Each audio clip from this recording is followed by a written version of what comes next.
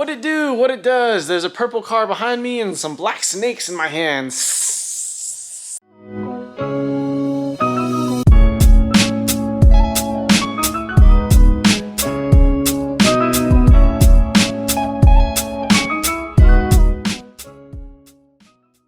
Hey, real quick before we start this video, a lot of you guys have been asking for team shirts. Finally, Autohaus has t-shirts, so it would really help out a lot if you supported the shop, got some merch, some shirts, stickers, support the media work, support me and my dog. Check out that merch store so I don't starve you guys. All right, got the headers finished welded. This is gonna be a slit fit section right here. I know these are painted with header paint already, but just gonna take off a little bit. And we're gonna weld on our tabs and put on our springs for these for this section. Yep, I can weld, but I definitely do not consider myself a welder. But yeah, I decided to take on this challenge. If you wonder why there's a heavy kink right there, it's because the steering shaft goes right there, shoots straight into the header. If I could do it over, I'd have one section that sticks up. I kind of made a mistake with that, but not a huge deal. Again, this is the beam swap flange from Excessive. We emailed Excessive on what gasket we're supposed to use. We got unfortunately, some nonsense response about how people cut their own gasket and use the high temp RTV, which is nonsense because this actually takes the OEM donut style gaskets. Again, that's why I wish I had a raised section here, because these guys can just sit on there. And the recess is actually on the upper part of that header side. So yeah, no nonsense here. These just take OEM donut gaskets. Someone can correct me if I'm wrong, but I believe these are same as JZ. So like if you get a IS300 gasket, it's gonna be the exact same thing and it goes in the exact same spot as a IS300. What do you think about that, Dexter? Look at that. That's the face of no nonsense right there. All right, let's sit in this magic carpet and roll through the shifts real quick. Let's row through this guy real quick. 5, 6, the infamous reverse, down, reverse. What do you think about that, Dexter? What do you think about that? Oh man, he put the sticker on too early. Ridiculous, after I told him. Yeah, surprise, we got some stuff from Panic, and I joked with the owner not to put that sticker on too early, but I guess I'm kind of like that too. You tell me not to do something and I'm absolutely going to do it 10 times worse than what you thought. Cool, so our stash of parts that we still need to put on. The idle air control valve from Panic also comes with a pigtail with the Deutsch connector. Bermuda Wire, who's making our harness, he's actually just going to get this connector straight off of the harness, so no need for this extension pigtail. We got some steering shaft bolts, OEM steering shaft bolts.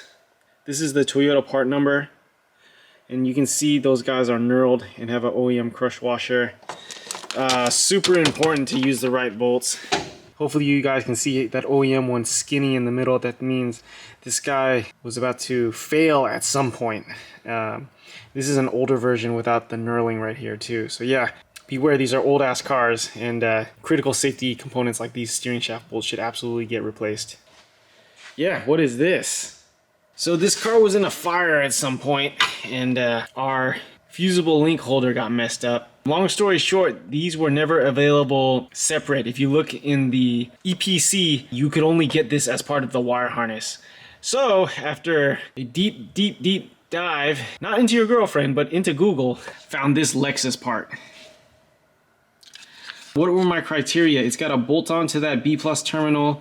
It's got to accept at least 2 of those big fusible links, and then also they got to be the screw-in leg type. A lot of newer Toyotas, it's a actual connector at the end and like a plug-in fusible link, not these ones where you got to bolt the legs in. So yeah, pretty cool. This guy also has one extra spot for a fuse in case you want to run like extra fans or something off of this. I'll take the cover off this guy.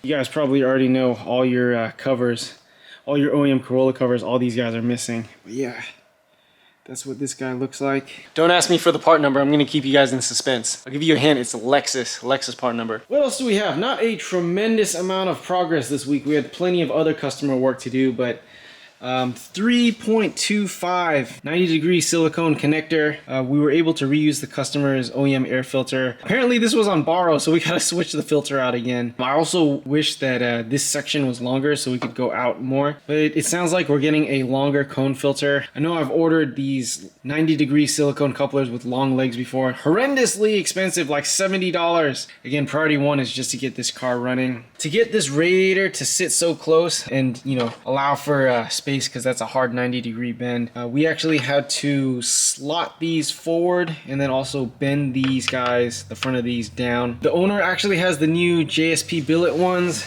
plus a billet battery tie down from JSP, so hopefully they work out and keep the radiator close to the upper support like this. There is a PCV provision on this side of the valve cover. It exits out here and usually it connects to the intake. 1/2 inch diameter, so we're actually just gonna run a open breather right there. Thank you to Sake Bomb. We sent these injectors out to get cleaned and flow tested. Of course, mandatory new injector O-rings and seals. Nothing special. These are actually just like, not universal, but a lot of import cars run the same O-ring and seal size. And by seal, I mean the part, the actual portion, that's the rubber portion that sits in the cylinder head. Not a huge amount of updates this week. Again, we're waiting for a lot of parts. There was a lot of stuff to still figure out, right? Like that Lexus fusible link holder. But we're really close. We essentially have to plumb the cooling system and get the wire harness in, and that's pretty much it. Cross your fingers, right? But yeah, those two items I know still a little daunting, but that's pretty much it. And this car can essentially fire and run. Cannot believe it, and still excited as heck. Yeah, again, not many updates this week, although I have to say those headers probably took us like 10 labor hours. So again, back to, you know, the video where I talked about custom work, and the previous one where, you know, choosing the right shop, we probably ate the time on those headers. But, you know, custom work, that's kind of how it goes. Luckily this customer is a very good customer, also a very great friend. So, you know, as such is life. Sometimes you just gotta eat it. But yeah, still super optimistic. I absolutely cannot wait for each and every step. Even just getting the cooling system plumbed and coolant in the car would be tremendous. You know the drill. Questions, comments, make sure to leave it down below. Maybe the next video the car will start. That's very possible. Appreciate all the support. You guys please take care, and I will catch you guys next time. Kia!